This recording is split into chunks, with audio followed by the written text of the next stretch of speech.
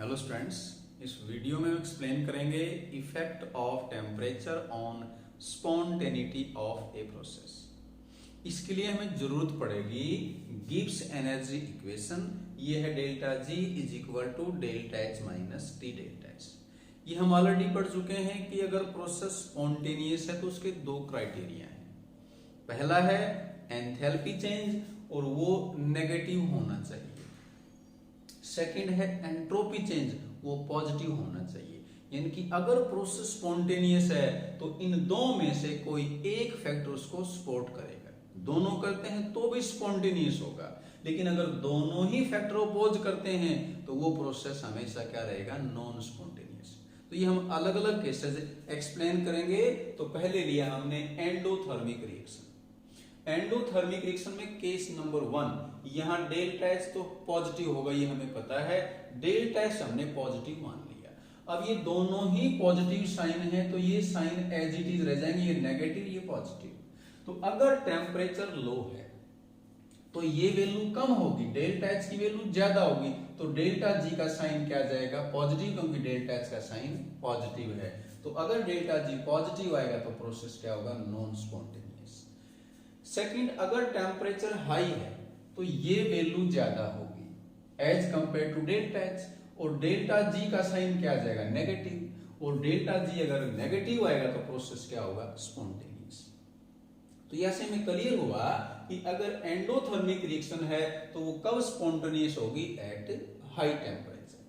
Case 2, endothermic reaction में delta H तो हमेशा पॉजिटिव होता ही है, हमने यहां डेल्टा एच को नेगेटिव मान लिया। अब देखें डेल्टा एच पॉजिटिव है तो ये प्रोसेस को अपोज करता है, स्पॉन्टेनिटी का अपोज करता है। डेल्टा एच नेगेटिव है, ये भी अपोज करता है। तो ये दोनों साइन अगर हम यहां पुट करें, ये साइन क्या है, पॉजिटिव, ये साइन क्या है, नेगेटिव, तो दोनों ही पॉजिटिव साइन आ गए। अब इसमें चाहे टेम्परेचर लो है चाहे हाई है, डेल्टा जी हमेशा क्या आएगा, पॉजिटिव। तो ये क्योंकि दोनों ही फैक्टर अपोज करते हैं तो टेम्परेचर का कोई इफेक्ट नहीं है, चाहे टेम्परेचर लो है चाहे हाई है। इन कंडीशन में प्रोसेस हमेशा क्या रहेगा, नॉन स्पॉन्टेनियस। सेकंड ले रहे हैं exothermic reactions. Case 1, exothermic reaction में डेल्टा एच क्या होता है, नेगेटिव। डेल्टा एच हमने पॉजिटिव मान लिया। कोई प्रोसेस है जिसमें डेल्टा एच पॉजिटिव है, डेल्टा एच नेगेटिव है, प्रोसेस एक्सोथर्मिक है। अब ये दोनों ही फैक्टर क्या करते हैं, सपोर्ट।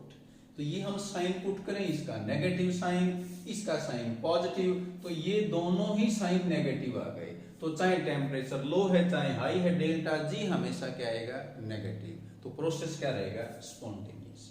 तो अगर दोनों ही फैक्टर फेवर करते हैं तो भी टेम्परेचर का इफेक्ट नहीं है तो प्रोसेस हमेशा क्या रहेगा, स्पॉन्टेनियस। केस 2, डेल्टा एच तो नेगेटिव ही रहेगा क्योंकि एक्सोथर्मिक है। डेल्टा एच अगर नेगेटिव मान लें, किसी प्रोसेस डेल्टा एच अगर नेगेटिव है तो एक बार देखें, ये नेगेटिव साइन है, ये हमने नेगेटिव पुट किया तो ये क्या हो गया, पॉजिटिव।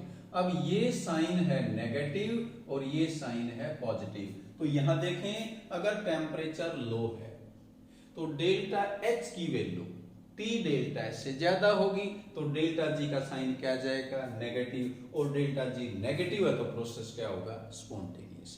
यानी कि अगर एक्सोथर्मिक रिएक्शन है तो वो स्पॉन्टेनियस कब होगी, एट लो टेम्परेचर। अगर एक फैक्टर उसको सपोर्ट करे, एक उसको अपोज करे, जैसे सपोर्ट करता है ये अपोज करता है। और अगर टेम्परेचर हाई है तो डेल्टा एच की वैल्यू कम हो जाएगी, ये वैल्यू ज्यादा हो जाएगी, तो डेल्टा जी क्या आ जाएगा, पॉजिटिव, और डेल्टा जी अगर पॉजिटिव है प्रोसेस क्या होगा, नॉन स्पॉन्टेनियस। तो इस पूरे का कंक्लूजन ये है कि अगर ये दोनों फैक्टर सपोर्ट करते हैं तो भी टी का कोई इफेक्ट नहीं है, प्रोसेस हमेशा स्पॉन्टेनियस होगा, और दोनों अपोज करते हैं तो भी टी का इफेक्ट नहीं है तो हमेशा क्या होगा, नॉन स्पॉन्टेनियस। अदरवाइज अगर एंडोथर्मिक रिएक्शन है तो वो स्पॉन्टेनियस कब होगी, एट हाई टेम्परेचर, और अगर एक्सोथर्मिक है तो वो स्पॉन्टेनियस होगी एट लो टेम्परेचर।